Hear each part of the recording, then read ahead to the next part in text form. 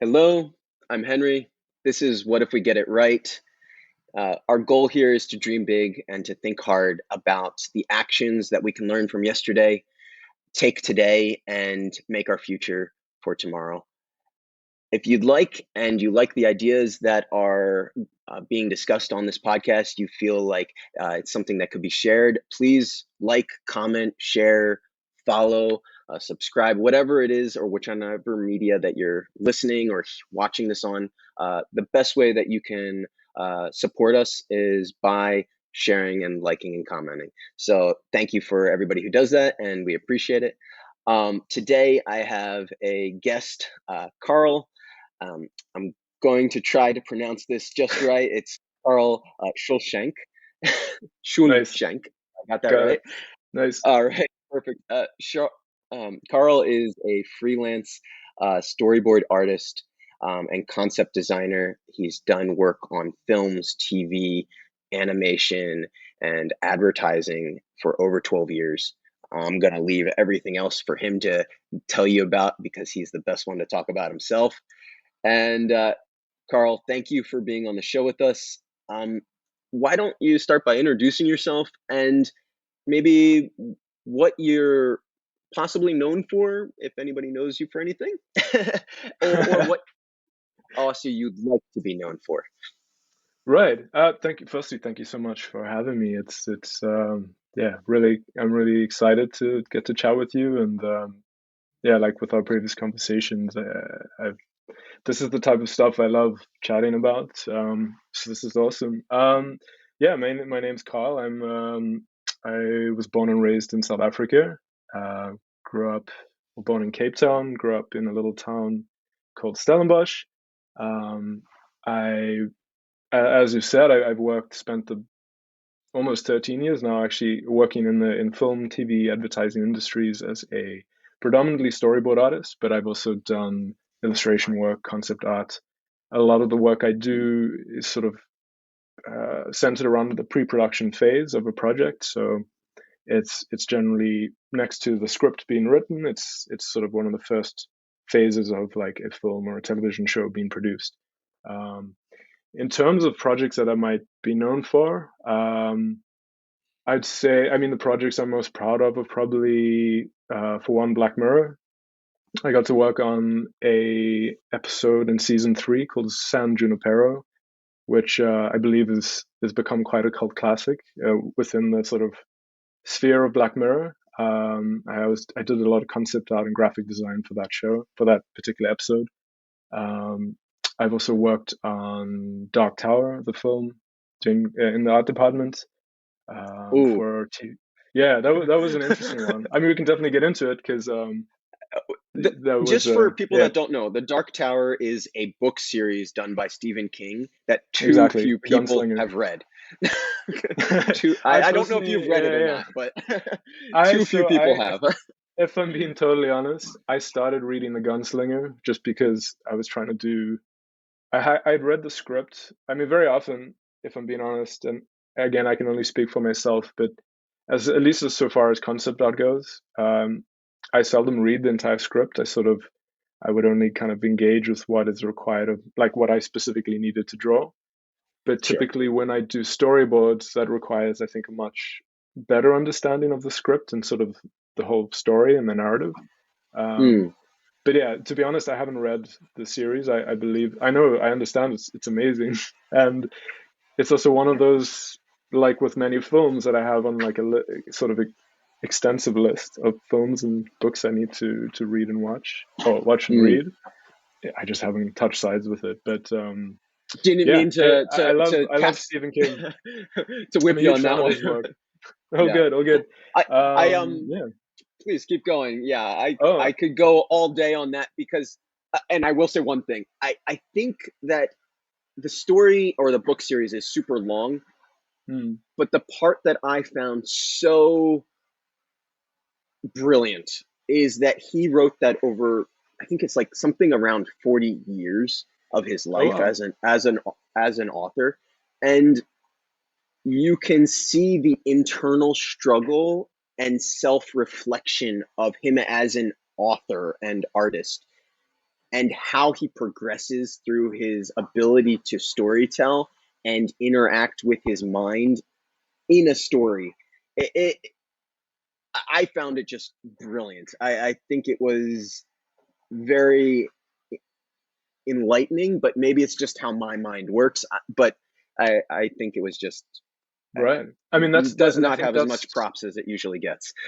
right. Unfortunately, I think that's usually the kind of the way it goes, where it's only maybe posthumously when an artist or a creative passes away and their work then often truly gets discovered or like rediscovered. Mm, But yeah, it's always fascinating when you do see that progression of an artist, through like an extensive body of work, and particularly to your point where it's like a specific universe or a specific set of characters or all one character, and to mm, see, as you say, like his sort of style is becoming more refined, or maybe there's sort of things that have happened in his real life that are starting to bleed into what's happening in the story. And I think there's definitely something to creating anything really that is, there's no, when you don't have a particular sort of end goal in sight, there's almost, it's this sort of more of like a therapy or like a catharsis through expressing yourself through this medium, that you get to like,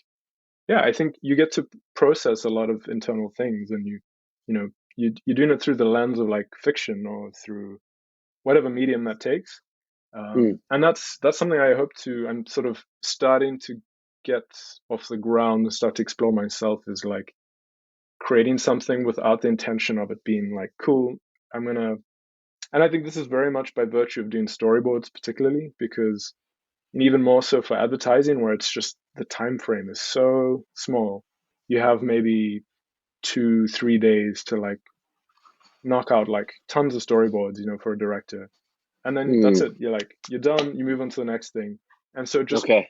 it kind of amplifies this idea of like things are just, you don't have the time to really like get into the kind of meat and potatoes of it, like to really get to explore it and to like immerse yourself in it. And I think when I find projects, and I would say most so, creating my own personal project where it's at my speed and at my pace. I'm really taking the time to like just explore this world that I'm creating, but also explore myself. Like I'm Mm. taking things of my own personal experiences and I kind of shaping them a bit and adding them, putting them onto like into characters or into like environments. And um, yeah, I think this Along idea that of, vein, I interrupted you a little bit. I'm sorry. oh, good, no worries. uh, you were telling us about some of the work that you were doing, and I can bring you back to that. You were saying, and maybe this is a good time because I hear you touching on it, and I want to also talk about this as your project, because the second part of my question was, what would you like to be known for? And I think Right. that's where you're going with this, as far as like you're creating this story and bringing Yeah, I parts mean, of it's a yourself it's out. a great question because I we kind of spoke about this before we went live. Is like, I don't, I'm quite a low key person. Like I don't like receiving attention. Like I'm quite introverted. I think over the years Mm, I've learned to really kind of come out of my shell, so to speak. And I think it's more about becoming comfortable with who I am and mm, not trying to, I think you're always going to be influenced by external things, whether it's other people or it's by experiences, by traveling or like things that you consume and interact with. But there's 100%. definitely, it's just been this interesting journey through my sort of 20s where I, in a lot of ways, was kind of like this sort of chameleon socially, where I was often forcing myself to trying to fit into a situation or a experience because I felt that's what I needed to do in order to fit in. But as I'm now almost 35, which to me is crazy. Like I these sort of these years, like going into my 30s, have been just so much more formative because I've been able to reflect, I think, and also just slow down. Um, Mm, I do find, and this is something I've been kind of, I don't know, not necessarily victim of, but we live in an age where everything is so instant, everything is so immediate, and it completely warps expectations and the understanding of what's actually required, like the time that's required to create something truly, I think, interesting, and to give it that room to really breathe and to live, versus Mm, just creating something like I for quite a while, like, and especially with this project, which I'll expound upon more, but I got into this mindset of like I had to produce something every day so I could put it on social media and so that I could keep up with the just increasingly more frenetic pace of this like algorithm. And I was like, I felt like I was barely managing to keep up because there's just, if you're not like playing by their rules, by their game, you're just gonna fall out of the sort of, you know, the focus. And as I've kind of taken a step back, and partly out of laziness, because if I'm being honest, like there have been moments where I've just had no desire or like inspiration or energy, whatever you want to describe it as, but sure. and to be okay with that, to be totally okay, like cool, today I'm just not going to do anything creative. Like I need to I need to also just not put all my eggs in this one basket, because I think it ultimately just creates this imbalance in your life. And the more I've been able to just take a step back and really just be present and appreciate these smaller experiences that kind of fit in between everything else that you often deems to be more important than everything else, it's really helped me, I think, appreciate just um yeah, slowing down, I think. And so with this project, which is called Hong Kongo, um this is a personal project, like a world building project I've been working on since, I want to say, 2014 was really the genesis of it, of the idea.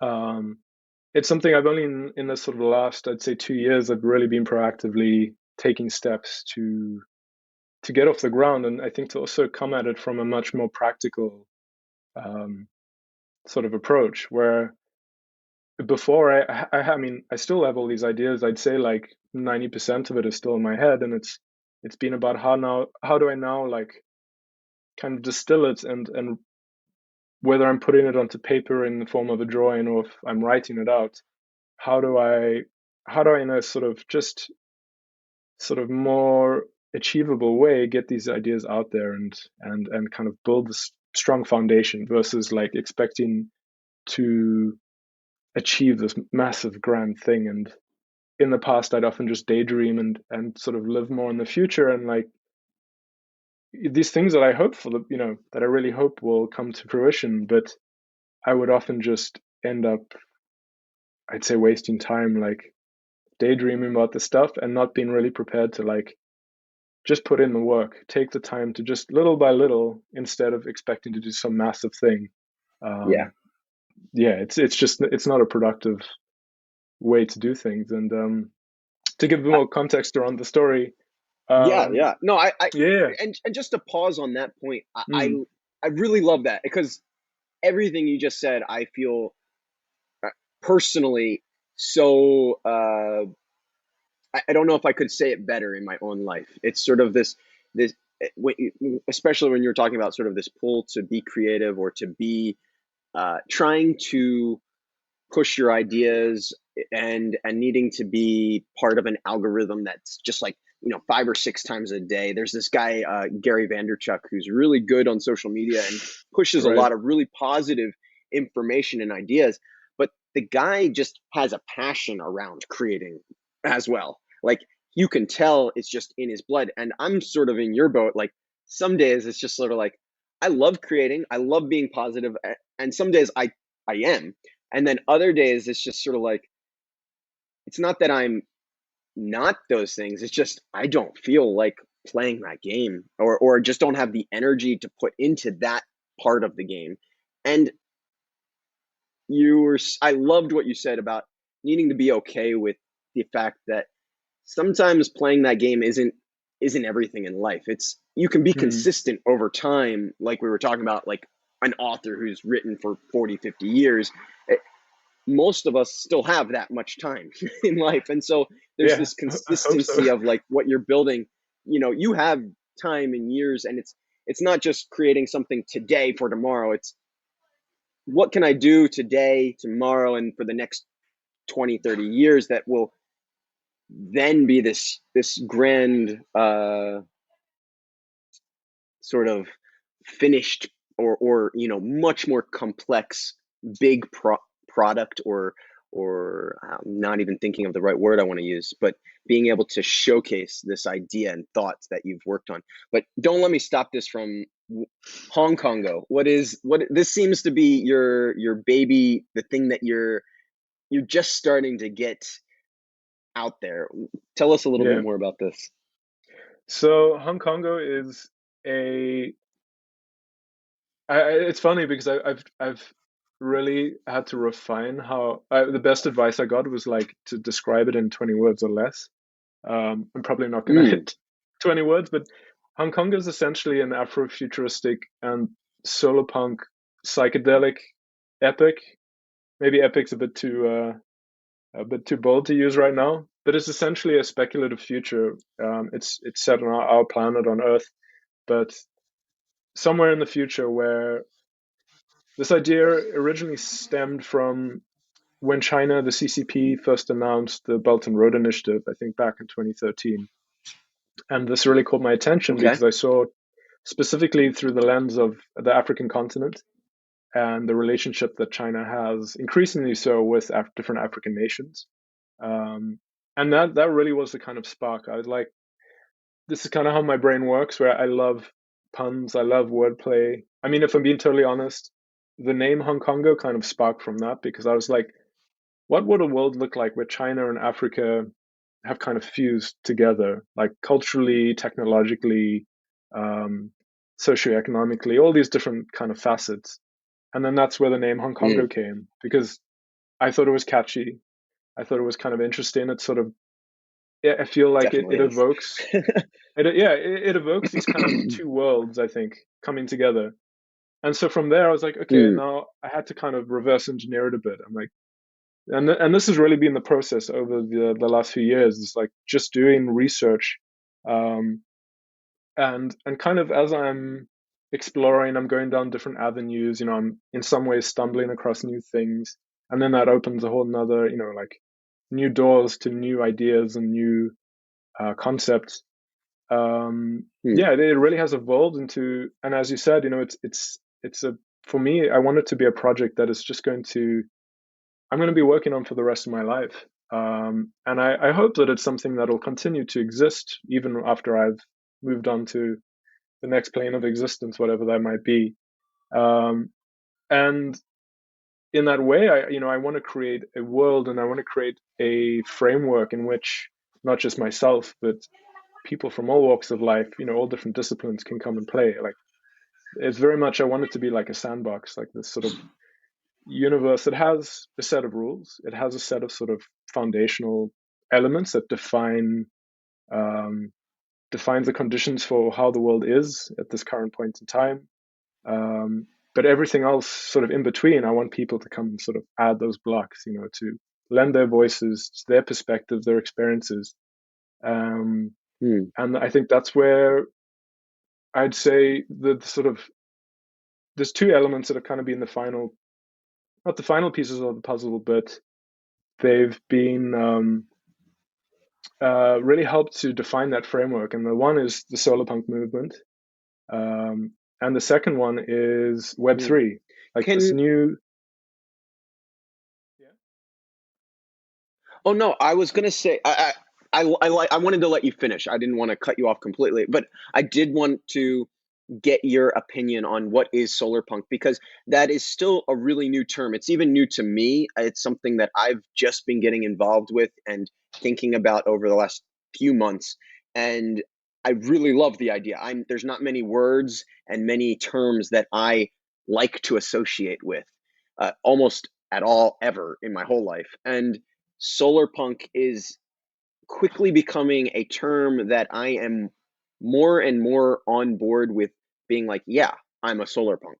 Um, Not sure if I'm quite there yet, but I'm getting very close to that, which is more is saying a lot based on any other things that I've wanted to do in for most of my life. So that's a long ramble. What is solar punk? And you said the two main ideas, solar punk and Web3. Can you Can you maybe give an example for those, what that is and how you're thinking about Right. that in So relation to your to story? me, solarpunk really represents an outlook towards the future, an optimistic outlook for sure.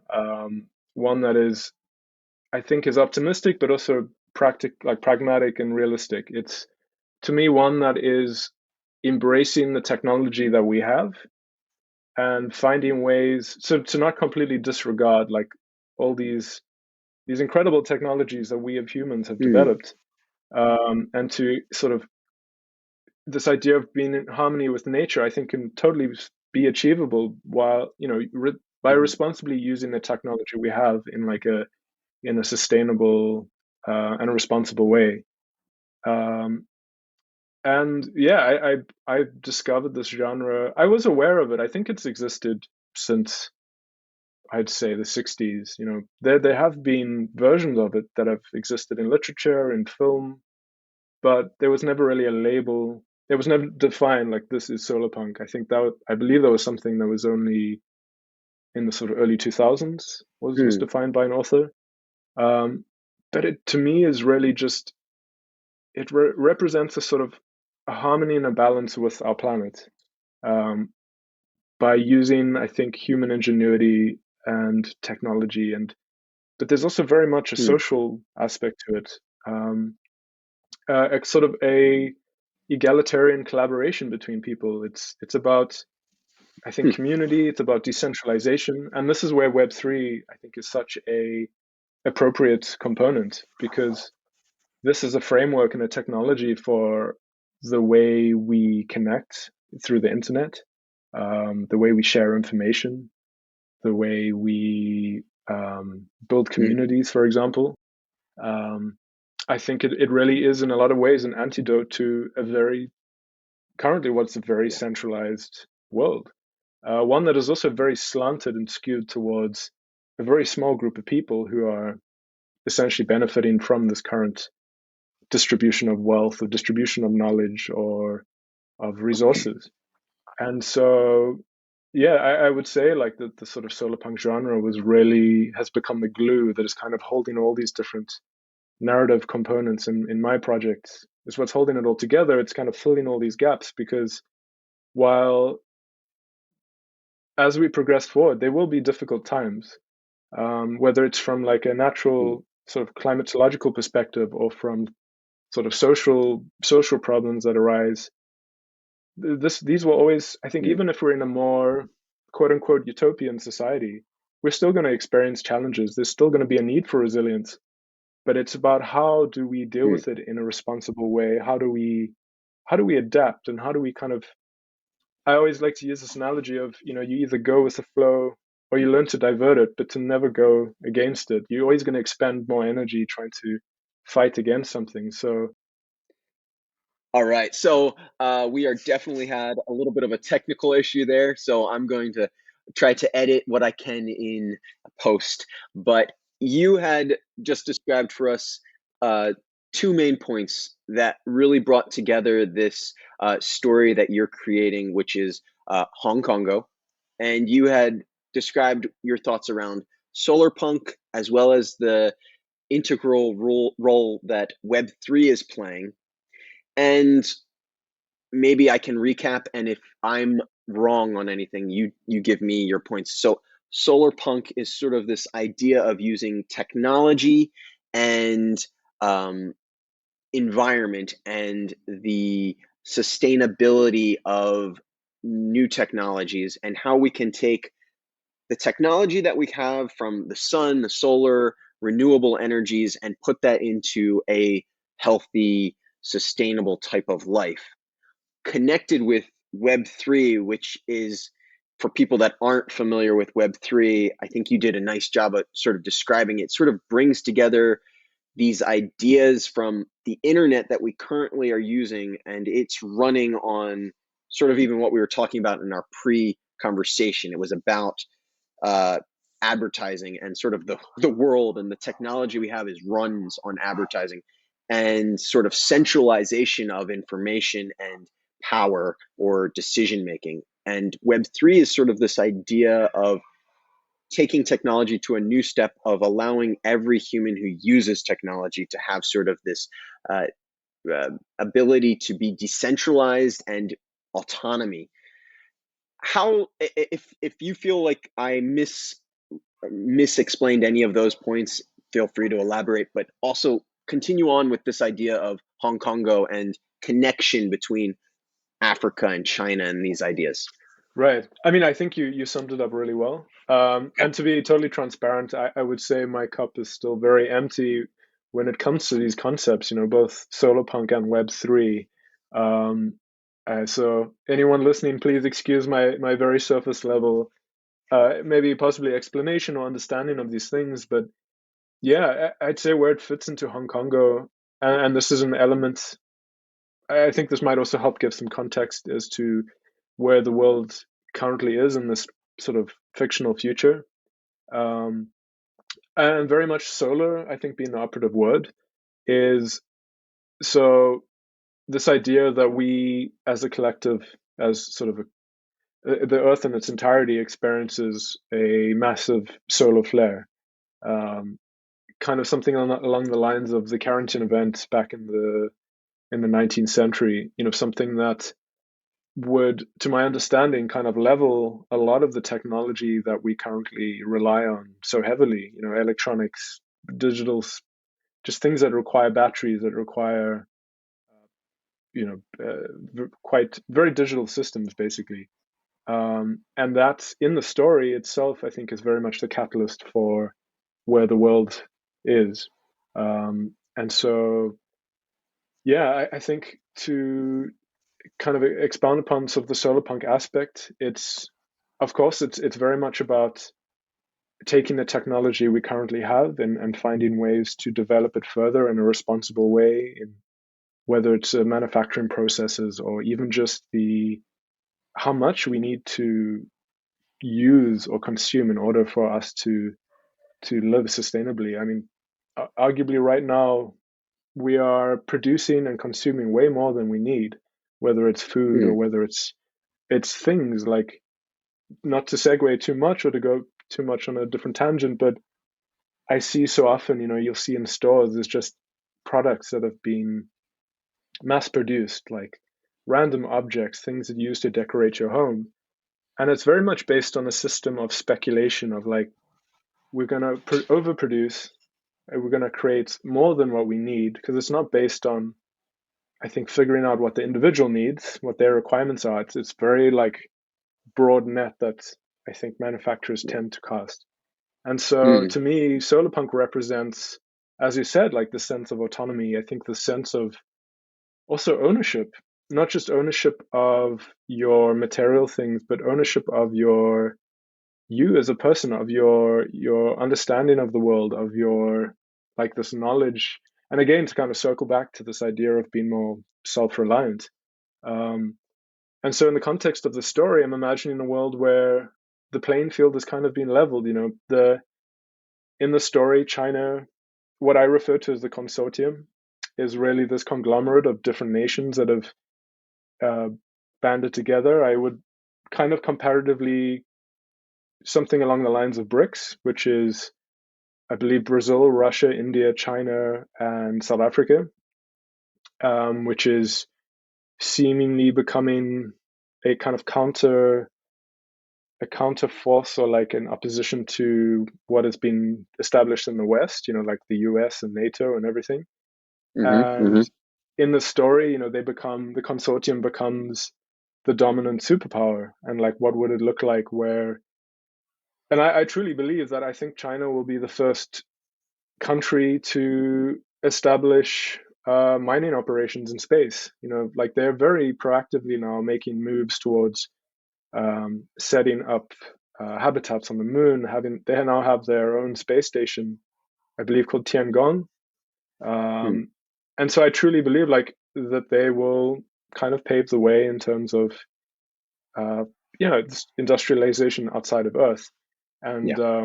what that'll essentially be able to afford them in terms of resources and whether it's like raw materials that they would need for producing machinery and vehicles and structures, habitats in space. Yeah. Um, and so in the story, it's they really get to the sort of, they kind of becomes this like uh, tipping point or boiling point. Um, I think this is very much, this world is defined by current events. I kind of joke in a lot of ways with my friends and family that the story is currently writing itself, because as I look very much at what's happening, not just from an environmental perspective, but also geopolitically and socioeconomically, there's things that are kind of starting to come to bear that I think are, yeah, I think kind of feed into my speculation of where the future might be. And so where Hmm. that kind of deviates in my story is this solar flare event and the effect that it might have on the Earth. And so the kind Okay. of final, I'd say, character in itself is fungi and mycelium. And I'm imagining a world where the radiation from the solar flare has sort of triggered this immense evolution and kind of almost overgrowth of mushrooms and fungi and the sort of mycelial network that already exists around the Earth and essentially connects so many different ecosystems. It's Hmm. really like the kind of organic internet of the world. Yeah. Um, and so that's where it becomes more, I think, science fiction for me, more fantastical. And that's while I think it is important to ground it in some kind of reality so that the audience is able to connect with it, in terms of like what's currently happening. I Sure. think just by virtue of it being something that I'm creating in this world that I'm developing, that's where I have, the sort of artistic license to really just go run wild with it and imagine these things that might not necessarily be possible, but there's still an elements of it that I think the audience can kind of connect with. Hmm. And And all these things I think really align with the sort of, at least my understanding of what solarpunk means. It's even in the face of adversity, um, that we as humans are able to adapt and to be resilient and to learn to, I think, build a better future from I don't want to necessarily say the ruins, but kind of start fresh in a way, and in a way that we're hmm. more living in harmony with nature and learning how to, I think, better adapt and find this better balance. Hmm. I like that. That's actually, I was just going to ask, like, what you're hoping to be like.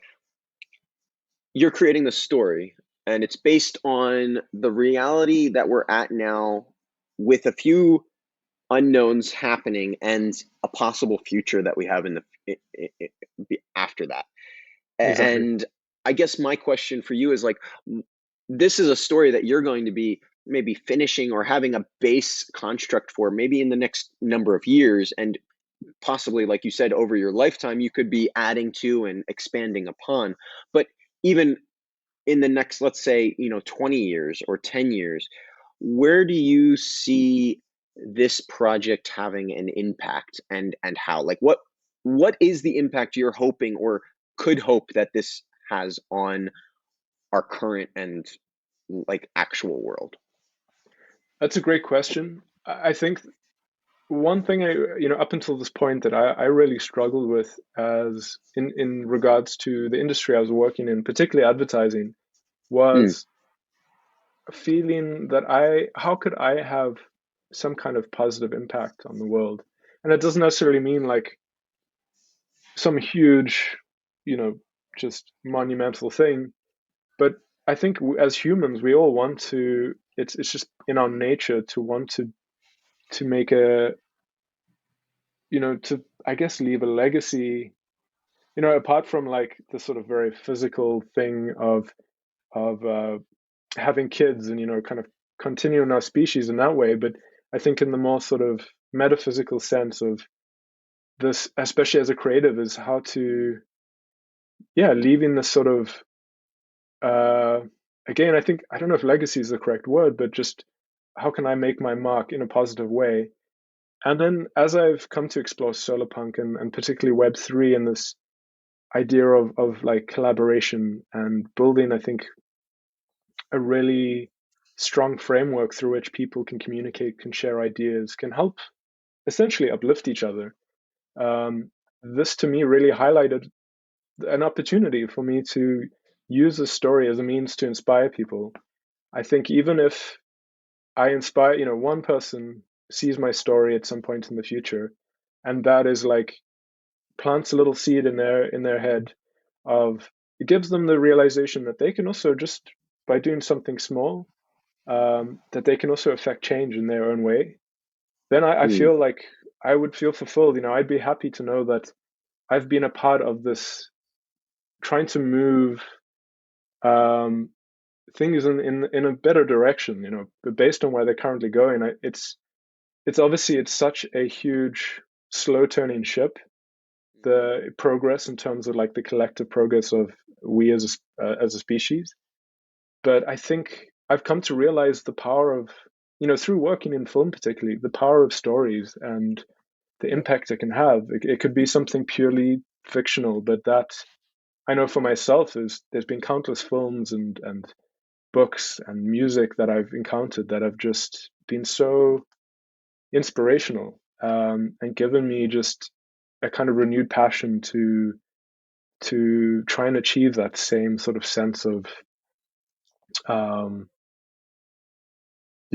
trying to just lend my voice to again I trying to hopefully push things in the right direction and to help people understand that it's not about achieving some massive grand thing, but it's more the sum of its parts. It's about doing something small on a local level first, and that'll be exponential. It's a sort of fractal um, kind of unfolding of collaboration and of sharing information. And I think we're at a time where we have so much at our fingertips. There's just so much knowledge, um, more so than ever in our history. mm, Of you could Google whatever you want, and now having, for example, this AI, this Chat GPT, it's it's just so incredible. I mean, there's of course a lot of I think possible negative things that could come with this. I mean, particularly right now in the art community with um, things like Midjourney and Stable Diffusion that are, in terms of like kind of copyright around that. But as a tool, it's just so powerful. And I think by extension, I see Web3 as such a powerful tool for collaboration and also for people to truly own their ideas, to own their creations in a verifiable way. Using the blockchain as a ledger, um, to have that transparency, but also to allow people to not be the product, because there is that saying, if you're not paying for something, like if you're not paying for example, Facebook or Twitter, you are the product.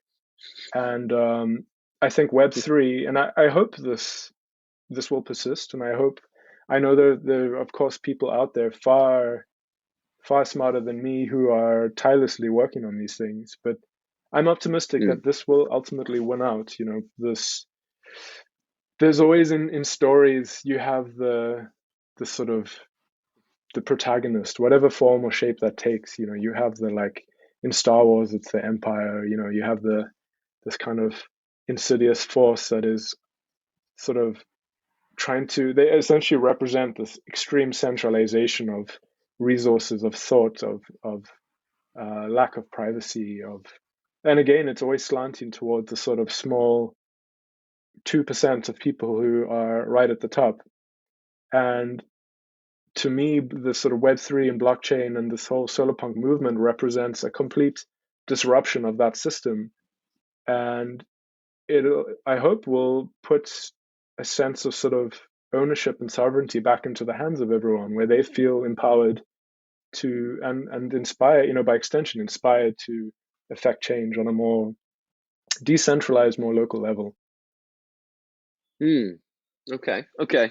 So if I'm getting what you're saying, I guess sort of correct, the idea behind this goal is to really help people think about the possible futures that we have and how we can be most responsible in taking where we're at to where we want to go. like making the smart decisions, the right, uh, trying to draw a straight line and not trying to, go here and there and back and forth and down and backwards before we get to where we want to go. Sort of trying to.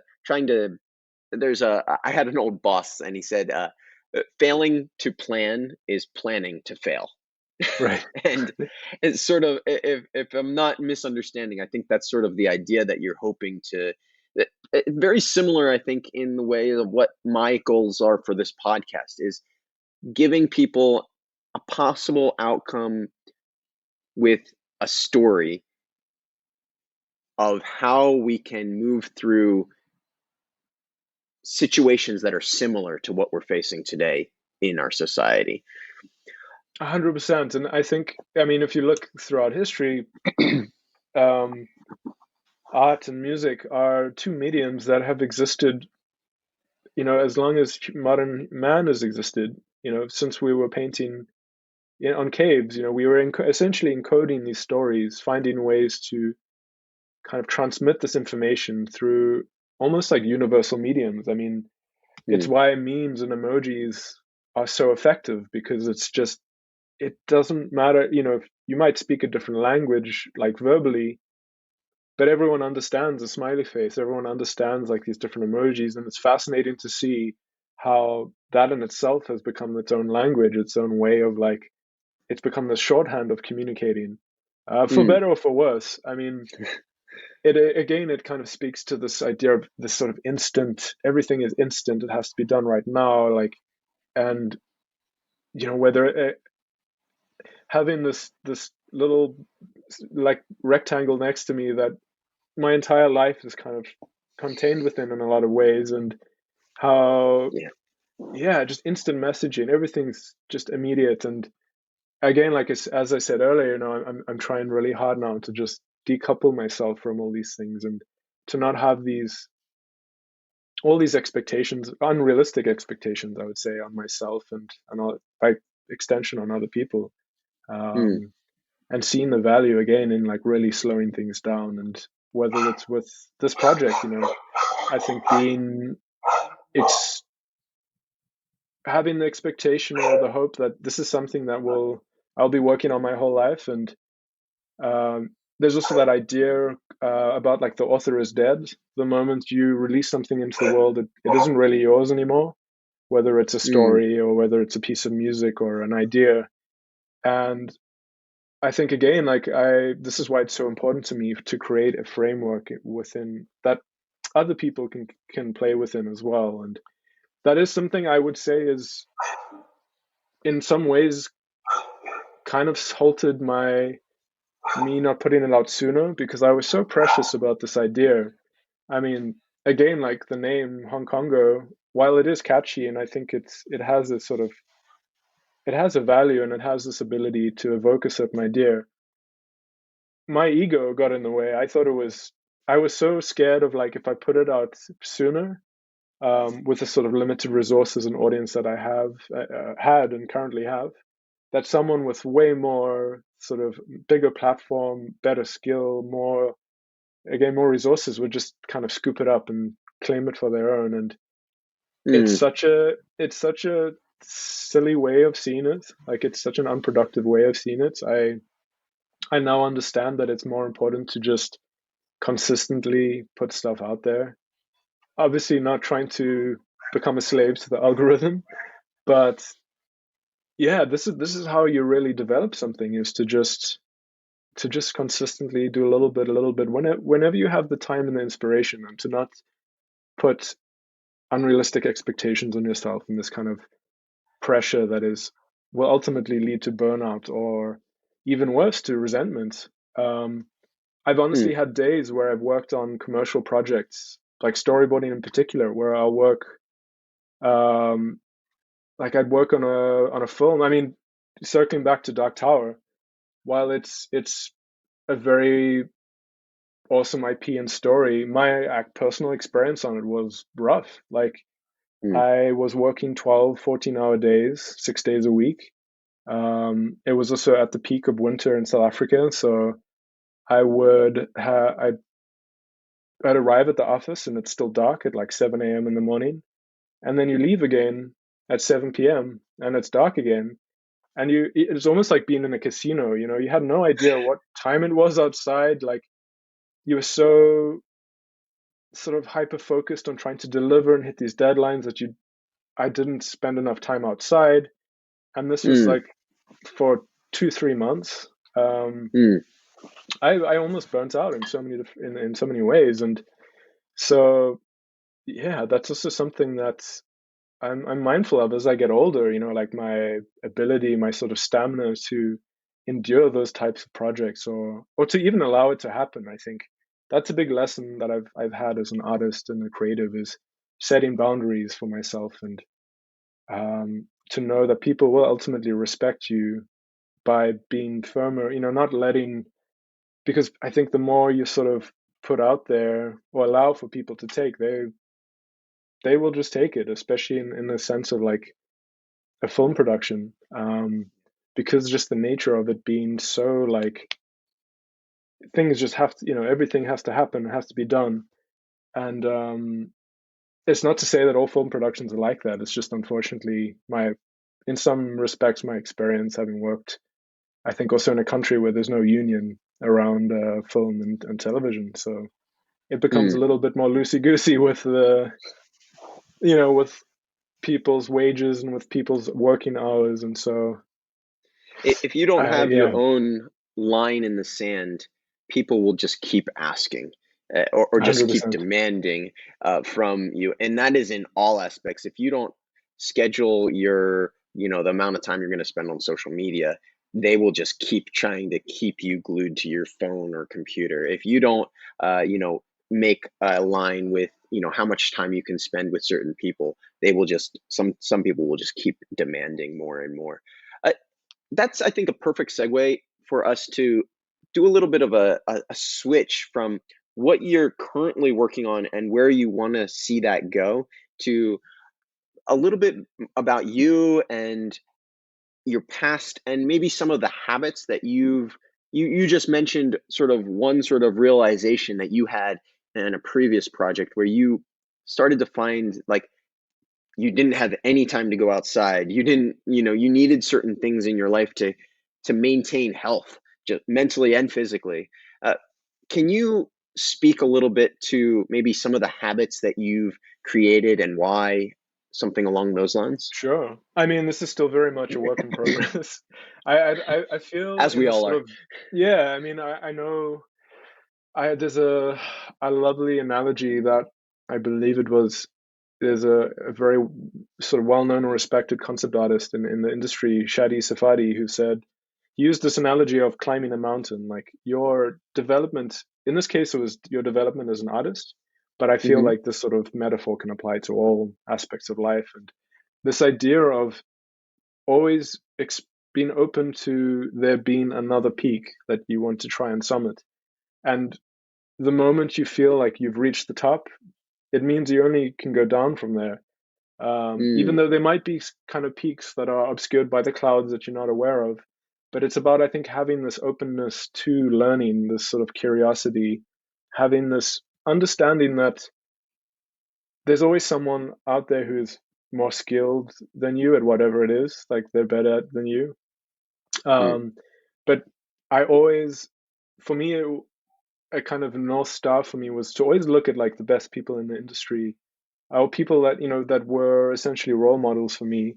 Um, but to I've come to find that I think while competition's good, you I think it's more important to not be competing with yourself, but to first focus on yourself before, you know, everything else I think will kind of fall into place around that. And the sort of habits that I've really found to be effective is just my own day-to-day things, you know, like taking care of my physical health.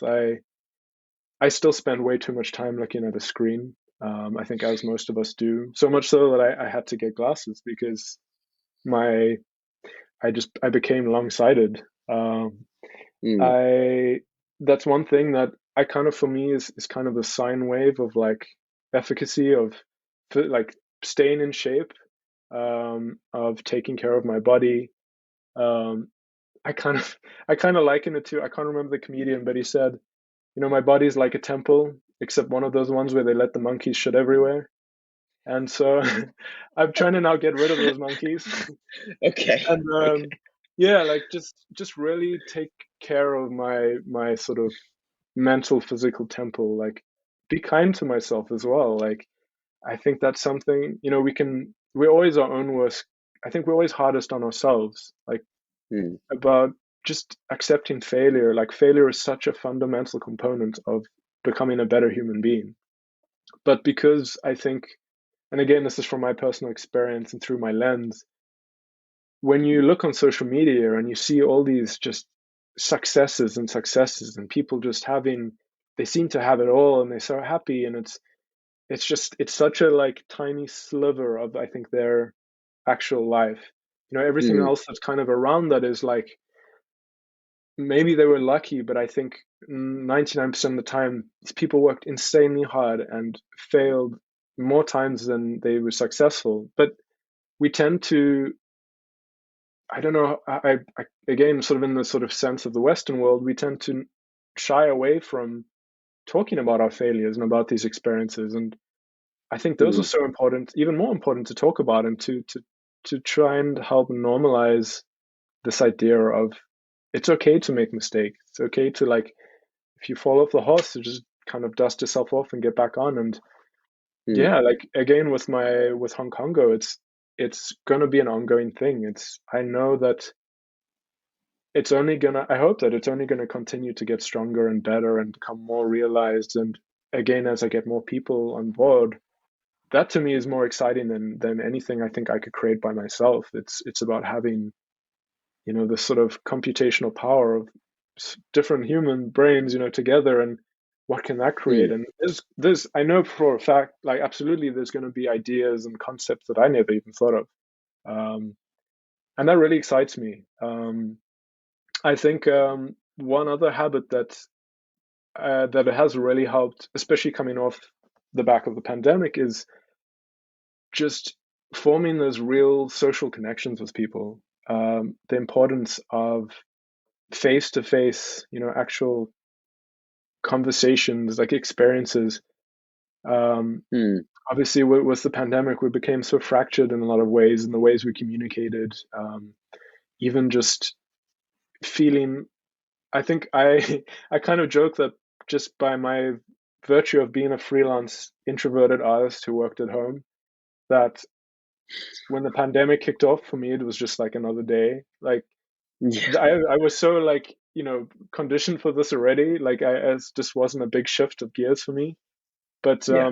even for someone like myself, who I like my alone time. I like my sort of my independence in space. That we are by definition very social creatures, and we need, you know, my social battery. I think the capacity is very different to someone who's way more extroverted and really feeds off like sort of activity in large groups of people. But the moment Hmm. I put more sort of energy into just also trying different experiences, like going to meetups, like just using that, meetup.com, and finding things in Berlin that I always wanted to do, but was always maybe a bit too shy or unsure about engaging with, and having that kind of open mind and open heart to experiencing new things, and making those new Hmm. connections with people, because I think that exponentially just, yeah, it just opens so many doors.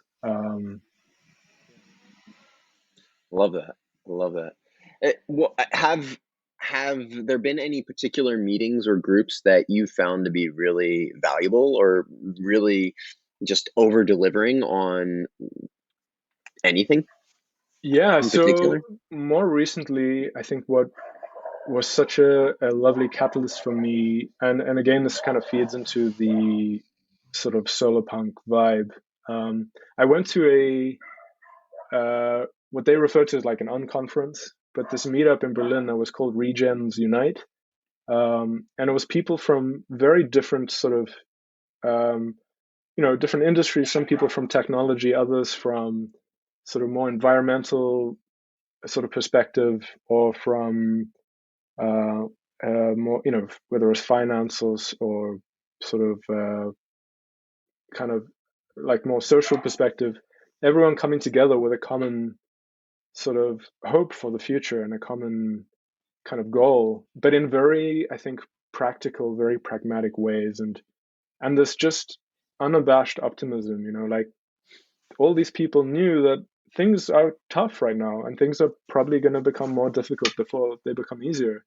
But Mm, despite that, they just were genuinely passionate and excited about doing something about it, and not just kind of sitting back. And I think it's so much easier to be negative and to be, in some regards, to just be dismissive or pessimistic about something, and to kind of just, to quote Douglas Adams, in A Hitchhiker's Guide to the Galaxy, it's just like somebody else's problem field, is to put this kind of field around it and be like, again, like if I can't make some massive change in the world, like what's the point of doing anything? But that mm, that that meetup just in itself really highlighted for me, again, it's the sum of its parts. It's like everyone can do something small together, and that gestalt, like that collective action, is going to affect change. And for me, that was such an injection of like positivity and optimism. And admittedly, I was a little like, um, kind of hesitant at first, because there's a part of me that's quite not allergic to this. I don't want to I don't want to speak out of turn and say like this sort of more hippy dippy type of lifestyle, but I think, okay. a sort of older version of me would have been very resistant to that kind of like mindset and that kind of, vibration or energy. And I think as I've done research for the story, and just really opened my mind to a lot of ideas and concepts, it's really just helped me also become more empathetic, I think. And that to me is probably one of the things I value the most is empathy, and Mm, understanding other people's points of view, because I feel that so much that's currently happening in this world right now is happening out of fear.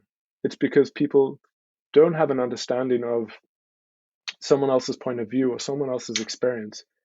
I don't think it necessarily means you have to walk in their shoes, you have to experience what they have, but just listening to them, listening to their story, and just having a better understanding of where they're coming from, I think is going to mm, help you become more empathetic and more patient and more accepting.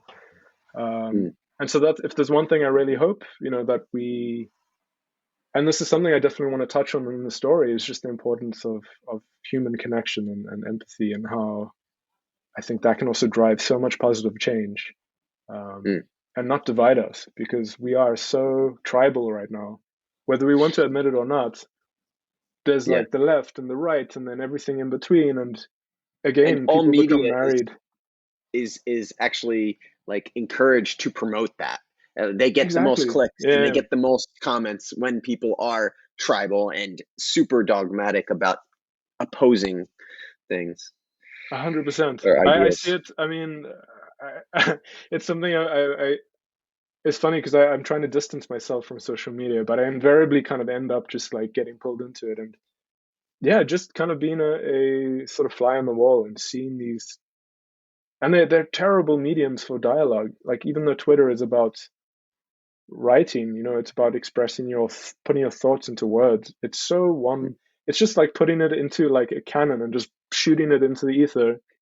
And I, some you people are know, going to get hit by it, and then they react, and it's just super like, that's true. it's just so insane to me. And I don't know what the solution is. I don't know what, apart from actually having like real conversations like this, like even though we are doing it remotely, Mm, it's a long form organic conversation, where we have technical difficulties, we have yeah. different points of view, but I think that's such a beautiful thing. And it's why I think podcasts in particular become so popular, because it's not this Mm, bite-sized like news report where, it has to be 30 seconds, and you're trying to jam all this stuff into it, and then you move on to the next thing. It's like, no, we want to give it time to breathe, and to really just explore stuff. And exactly. You get to know yeah, somebody when you hear them explain not only one idea but multiple ideas, and you get to have a more round, empathetic perspective of them. two things from what you were saying for me really just stood out. And like the one is like what you just mentioned, social media. Like I am not perfect at this, but I feel compared to what I hear other people talking about on like Twitter, for example, or other social medias, is TikTok, I think, and Twitter do this very well.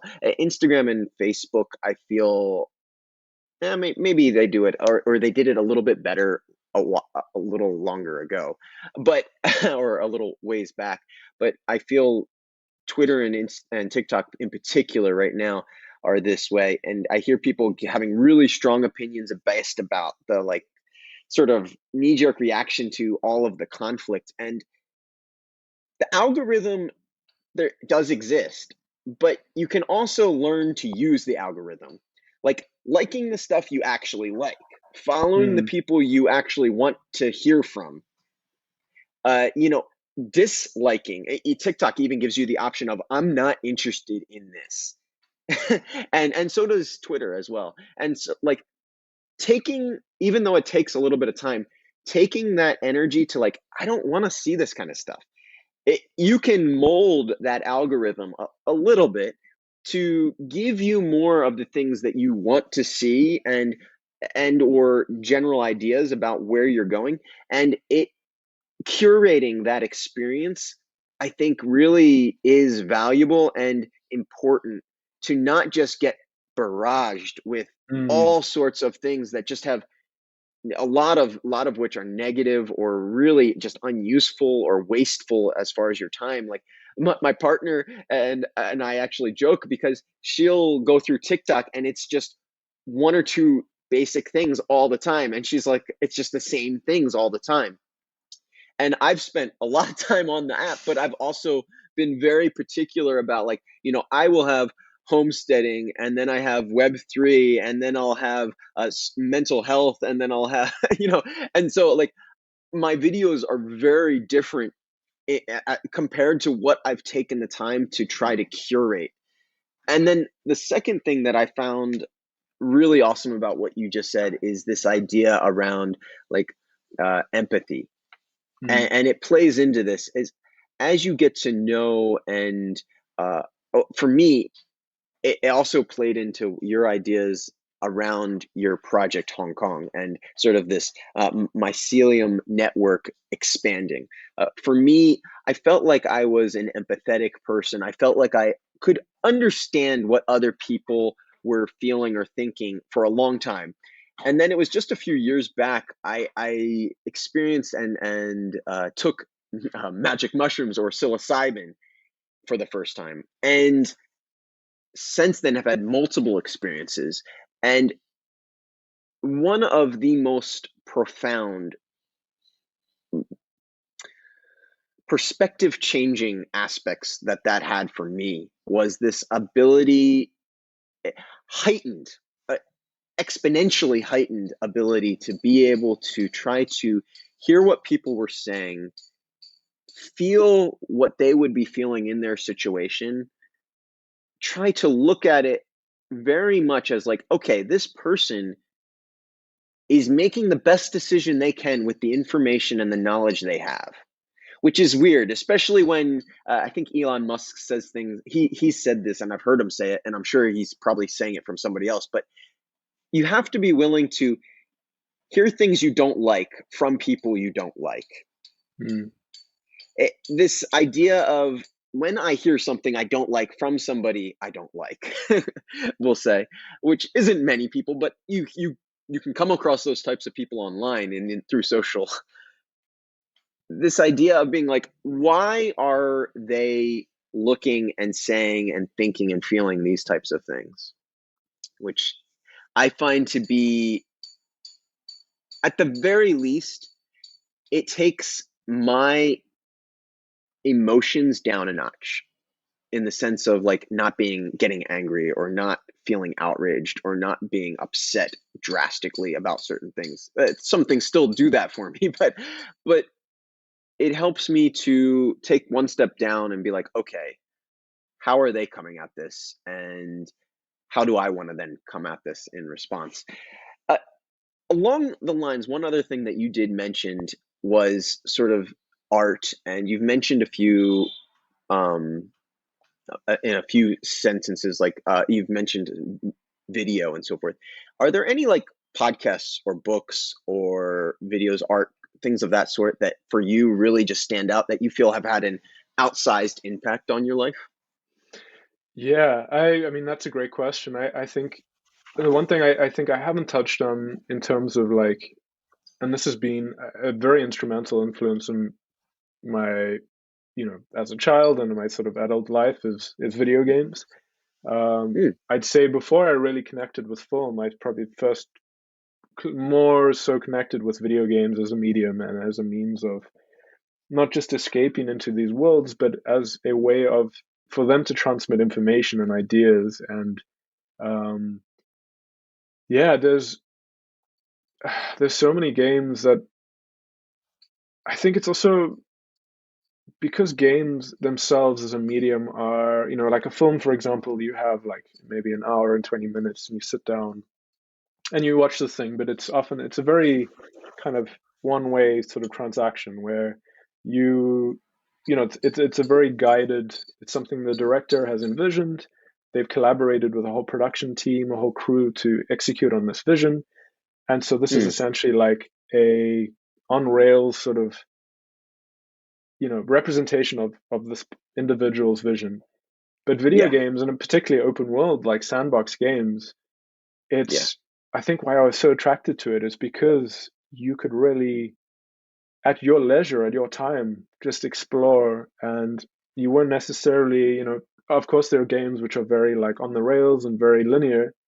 Hmm. To me, the ones like that have had such an impact are the ones that are very open world, and I think have, if I really think back, like games like Elder Scrolls, Morrowind, Yeah. super has had such an impact on me, like in terms of world building and just yeah, this really deep sense of narrative that Bethesda have created. And I mean, say what you want about Bethesda's games. I don't know how familiar you are with their titles Well, like I've Fallout. spent hundreds, if not thousands, of hours on Skyrim and So you, Bolivian. So yeah. yeah, and so like they're not perfect by any stretch, but there's a reason people still come back to them. It's because there's just this, both with Fallout and with Elder Scrolls, there's just such a beautiful sort of at its core, like this energy and essence that it has and it evokes. I honestly, why I kind of reference Morrowind is because I felt like that was the last one, at least for me, where you weren't, didn't hold your hand. Like Oblivion Mm, that came after was great, but it already started to feel a little bit more like cool, like this is the main quest and you have to do this, and like we keep pushing you in this direction. Where for Morrowind, I mean, I mm, remember you start at this sort of town at one point in the map. If you decided to not follow the quest and just literally go the opposite direction, you're going to end up encountering enemies that are like some of the toughest in the whole game. And you'll probably get your ass handed to you. But like that idea that there's no limits, or there's no sort of invisible guardrails. Um, and yeah, I think definitely, I mean, there's so many other games that have had impact. I'd say like Shadow of the Colossus is also one that had a really big impact on me. And the other one being Age of Empires.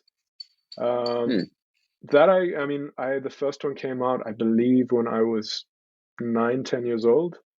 And for me, why it's a mm. particular fond memory is it's something my dad and I did together. Like I'll never forget us going to the electronics store to buy the game. It had just come out, and back then you had like PC magazines. I mean, you still do, I guess, but back then everything was in print, and like we Yeah. discovered this game and we both got super hyped about it. My dad was always like very much into computers, into programming. He was an engineer, and so he he was definitely that catalyst for me of like being interested in computers and what that technology represented, and by extension, video games.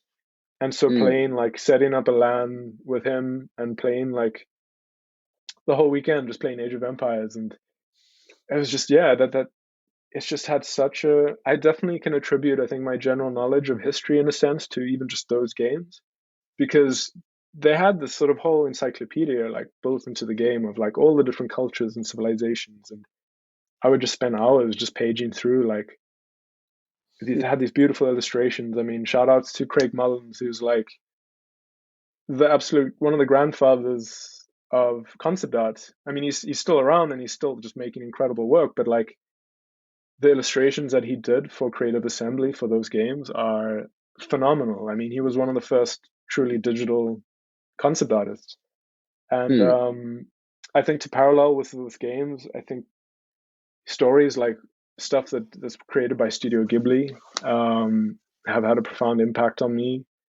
Um, Again, the sort of there's often a lot of parallels drawn between Ghibli and Solarpunk, that kind of vision of the future, because the sort of underlying message a lot of the I'd say Miyazaki's films predominantly, but other directors with working within Ghibli have it's a sort of balance with nature, this but also using technology, I think, in a responsible way. And I mean, the one that for me really stood out, and it's probably had the biggest influence on Hong Kong, is Nausicaa, Valley of the Wind, and because also, I mean, there's just such a even especially back then when it came out, like the representation of like fungi and mycelium and this kind of post apocalyptic world in this world that is sort of almost re-established itself, but sort of fungi being higher on the sort of food chain, like these sort of super immense forests of like just this, yeah, it's just like I keep coming back to it because it just had such a beautiful message and such a beautiful energy to it. And yeah, I kind of losing track of what your original question was, but No, no. The original question was, was there any types of art mm, in general, podcasts, books, video games, I'd say, movies that yeah, I that mean, had an impact on you? And so yeah, I yeah, definitely feel from what you were explaining that like these different types of video games, which are, mm, you know, a collage, like movies, a collage of various types of art from various people coming together as sort of a curation of or a symphony of artists as a presentation. yeah, But the really cool thing about a lot of those games that you mentioned are this freedom to choose, this freedom to explore, this freedom to discover, which is definitely seems like it's had a huge impact on your life to even in the sense of how you're trying to, you know, now be creative in your own right. 100%. So, I think symphony is a fantastic word because I would say maybe even more so than film, like the collaboration that's required to make a video game. Um, there's so many different components, and I mean, some AAA titles they are in development for like 4 or 5 years, even longer, and there's just so much that goes into it. There's so much love and like energy that gets put into this thing, mm, um, and again, like kind of these Bethesda titles, like I keep coming back to them. I know I always keep my expectations relatively like relatively low because um, I think as they've become even more sort of behemoths within the industry, the expectation from the audience just becomes so immense. It's like you're never going to be able to please everyone, but obviously, the more you put into something, especially in terms of financial investment, you have to then make that back. And so it's like this really interesting dance of like kind of coloring within the lines and using this formula that you know is going to work, but at the same time trying to push the envelope and just extend the mm, boundary of like creativity. And that's also something that, yeah, as I'm trying to build out my own world, it's like it has to be relatable and people have to be able to kind of connect with it. But I also want, again, very much to that collaborative effort of bringing other people on board is to to kind of keep unfolding it and just seeing all these interesting different directions that it might be able to go into. And um, that's why I think I want it to be essentially like an IP, like a property that can be adapted to a graphic novel or a game or a tabletop game or a card game or a film, or anything really. Like and Referring to that, Hong yeah, Kongo, correct? yeah, exactly. Okay. Yeah. So just to maybe flush that out a tiny bit more, because I want people to understand that well, and I'm not sure if I understand it fully yet, and maybe because it's still in the process of being developed. But the idea that you have is sort of creating a storyline or a story world that then will allow for games, movies, shows, books, or things to be developed within or on top 100%. of. Yeah. Is that the idea? Yeah, I mean, I'd say, and again, something that's had a profound impact on me is the Star Wars universe. I would say that's probably one of the most successful examples of like an IP that has it started out as a film, Mm. as a trilogy, and then subsequently, I mean, again, for better or worse, the fact that Disney owns it is a whole nother conversation. But it's given them the ability to really just keep unfolding this thing and to just Mm. really like explore all these little nooks and crannies that kind of were maybe mentioned in the films. I mean, I can't speak from having read the books. I've read one or two, but I know there's the expanded universe of Star Wars is insanely immense, and same with the Star Trek, for example. And yeah, to for me, I feel like my role and responsibility for this project is to kind of set the ground rules, to set like almost put the really big building blocks there, and then for Mm. everyone to come and fill like smaller blocks in between, and get more granular and more specific and more really get into like, a specific character or a location and a religion or a culture or like, yeah, Mm. and that's I think the phase I'm at now is defining those kind of building blocks and rules for the world. And so that at least gives people a kind of framework and a blueprint, and they're like, okay, cool, there are these fungi, there's this sort of mycelial network that has evolved beyond what we currently know to be. People have the ability to tap into that to transmit information and to extract knowledge as well. um, Mm.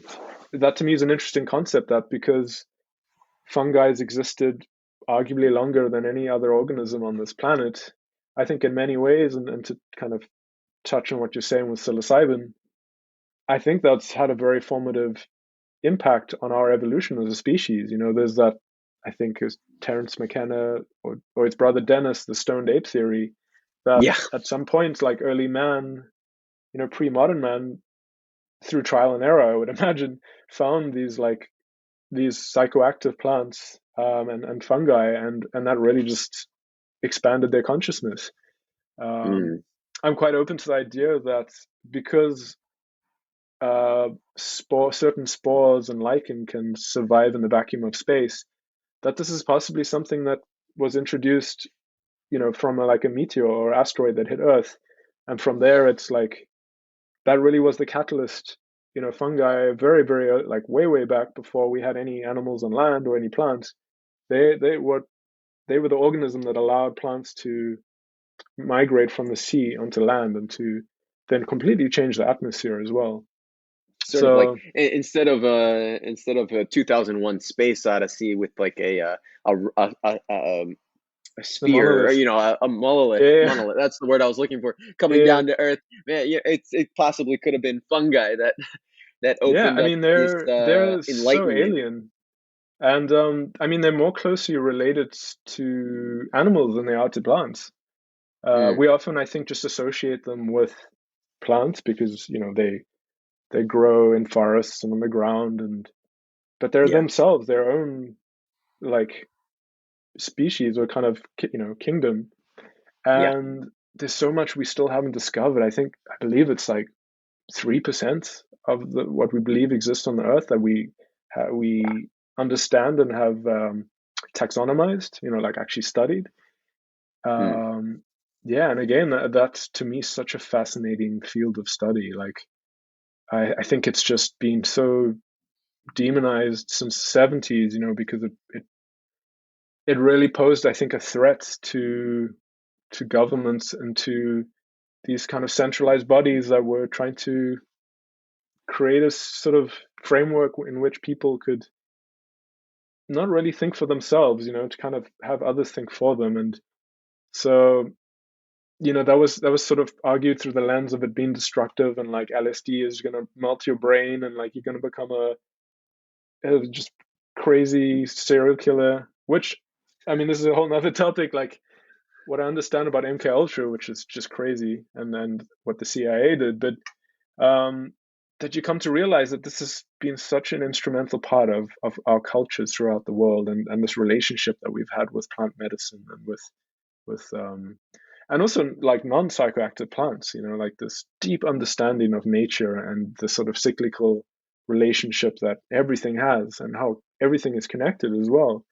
And again, I really want to explore that in the story. It's kind of we through the lens of adapting and developing the modern technology that survived post after the solar flare, which I would imagine would probably be more kind of analog things, like radio waves using vinyl. A concept that I'm really excited to explore more is this idea of these what I refer to as myconauts. So these kind of adventurous people who are exploring the kind of outside of the limits, the bounds of cities, the more sort of wild parts of the world that have grown out of control. Is they have this ability to extract certain types of fungi, convert that into like an analog disc, like a vinyl disc, and play that back, to be Hmm. able to extract that information from the greater mycelial network.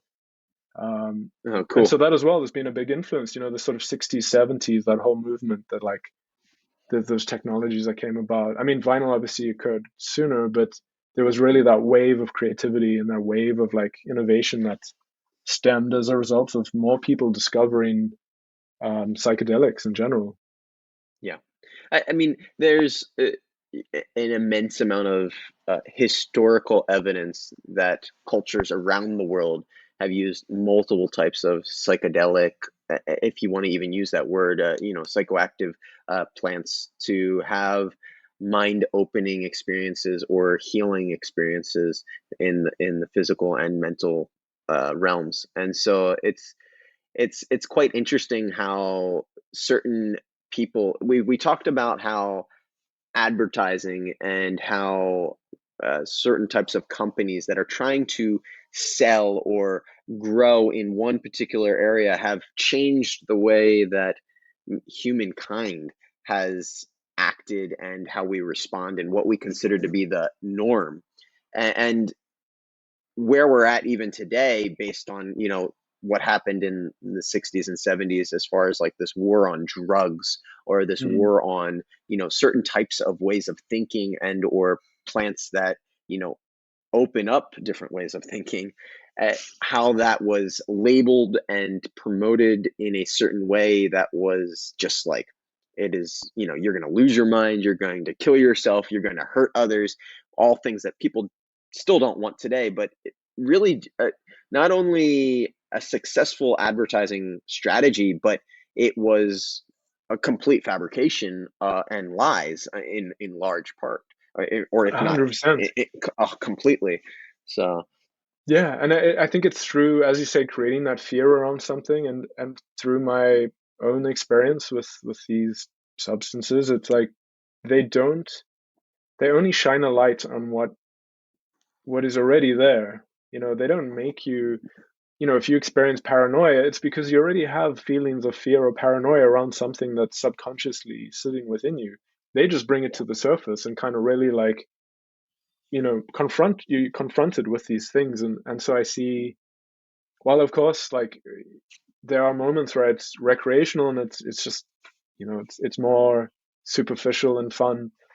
It really is a tool in so many ways for you to really do an audit of yourself and like mm, your subconscious. And yeah, I think they, to your point, that they were so effective at it because of creating this fear, and then you then carry that fear and that sits with you, and it's like this just own sort of entity that's within you. And then when you may be exposed to these substances, you have a bad time, you have a bad trip because you're carrying this like tension and this. So yeah, I mean, it's fascinating, I think, to see how um, just narratives. I think that really is the operative word. Mm. with this conversation is the power of narratives for good and for bad, Yeah. and how effective they can be. Like a message, and there's a reason why certain messages and certain narratives have persisted. The sort of hero's journey. It's because that's Mm. something I think that has been um, transmitted and communicated since we were able to communicate. There's certain principles and values that I think have the sort of about having good morals, about being a good person, about being empathetic. Um, those have persisted in different mediums because it's something that truly resonates with us. Um, and yeah, I think again, like resonate and vibration. It's when I was younger, I was so really allergic because I'd always separate spirituality and science, and um, Yeah.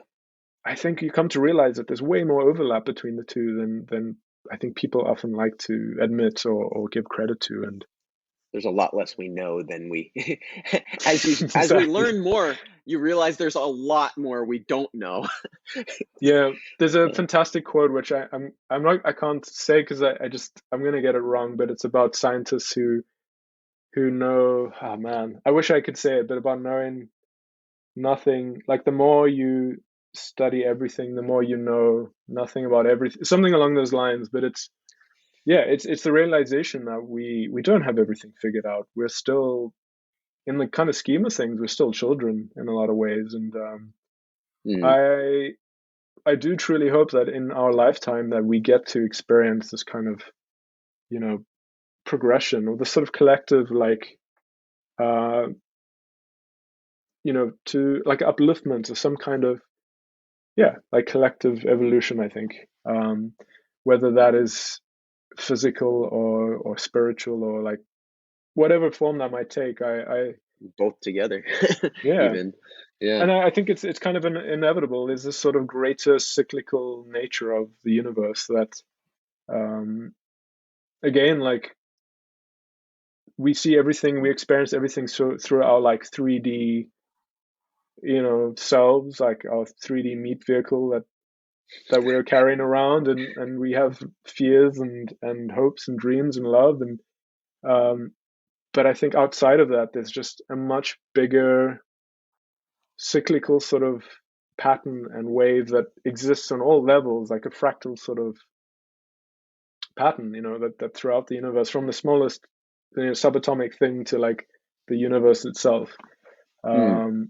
And so the more I'm coming to understand that those patterns and that cycle, it's also helped to kind of give me um to just be more able to focus on the things that I can change and that I can have an effect on, and not worry about these things that are just so out of my control, and that are going to continue to persist. Even after I'm long gone, like I'm part of the soil again, and it's terrifying because we are very like human centric, and our ego often gets in the way, but Mm. I think having it's very humbling to know that there's just so much more out there, and it's on such a scale that I can't even comprehend. And Mm.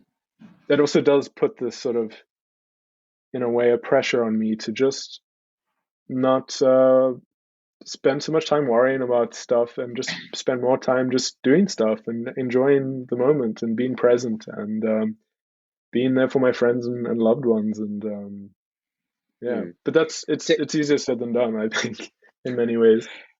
I think I think really that is an interesting idea. The cosmic insignificance theory. I think it is something along those terms. It's sort of this idea that y- there's so many things happening that are completely and utterly outside of our control, but yet there are a few things that are in our control.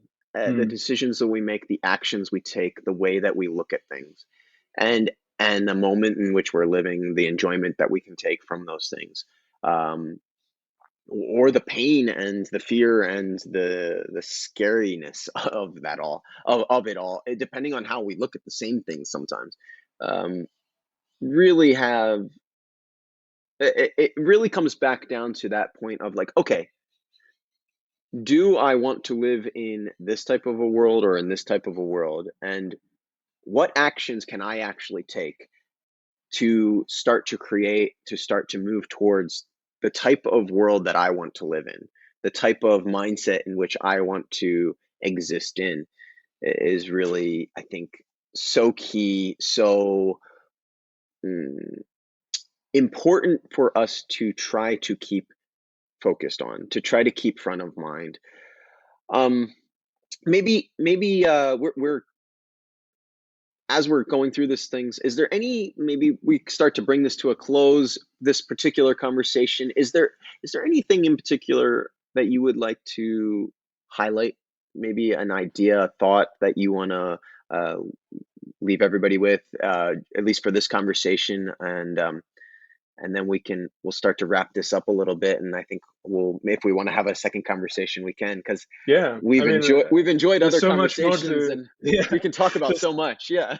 100%. I mean, I think, yeah, it's as I said earlier, I also I tend to segue so much, and I love that journey of dialogue and conversation, because you never really know where you're going to end up. And but to, I think in Mm, closing, I'd say, I mean, be kind, be kind. I think be kind to yourself, be kind to others. The more you understand the world, whether that's through traveling or even through the internet, just learning mm, about things, about people, about cultures, about different religions, about different points of view. I think that just unlocks your inherent empathy. Everyone, I don't think there's anyone in the world who's truly bad. I just think there's mm, people out there who've unfortunately had a set of circumstances, whether it's environmental, things that have happened to them that have really pushed them in a direction that they probably didn't even want to go in the first place. We're all born into this world as like kind of blank slates in a way, as children, and it's about tapping back into that what you had as a kid, like that just unfettered imagination, that sense of curiosity of like wanting to just explore and experience everything. And yeah, I mm, think I want to encourage everyone to just give yourself the time and the patience, and give yourself the permission to do new things, to not feel I know it's easy said than done, and this is very much from personal experience, is to not worry too much about how someone else might think about what you're doing. As long as you're not hurting anyone or anything, you're not, you know, being malicious, then go for it. Just do it. Express yourself. Like, we're so finite.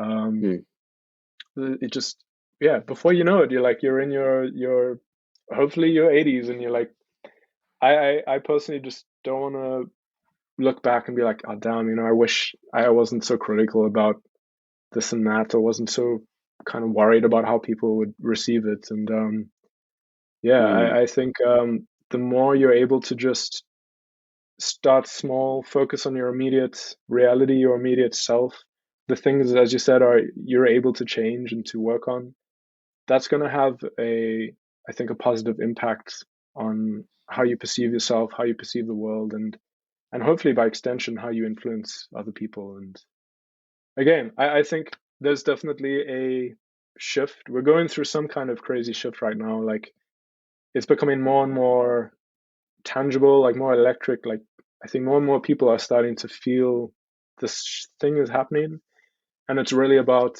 just, yeah, being the best version of yourself that you can be, and to help shift things in the right direction.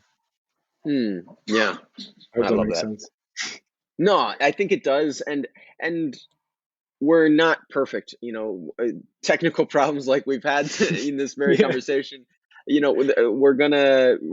We're human, and so we have these. Sometimes we have super focused clarity and can take action exactly and move from point A to point B super fast. And other times we take a little bit of a way around. But uh, the idea is to try to learn, to have that experience, to try to hopefully make the world a little bit better through the actions that we're taking and so forth. So Karl, I think this is awesome. I really appreciate you coming on and chatting a little bit, exploring your vision through Hong Kongo and your ability to your artistic ability to create. And hopefully, as we move into the future, maybe we can do another round as things start to develop even more and people can explore that more.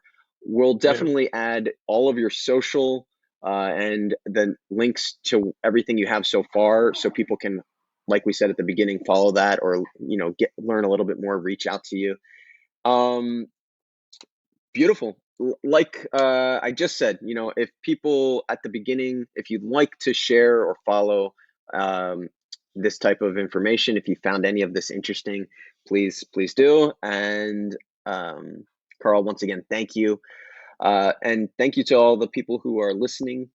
Please dream big, uh, think hard, be empathetic, be kinder to yourself and to others than you would normally be. And thanks for listening. awesome.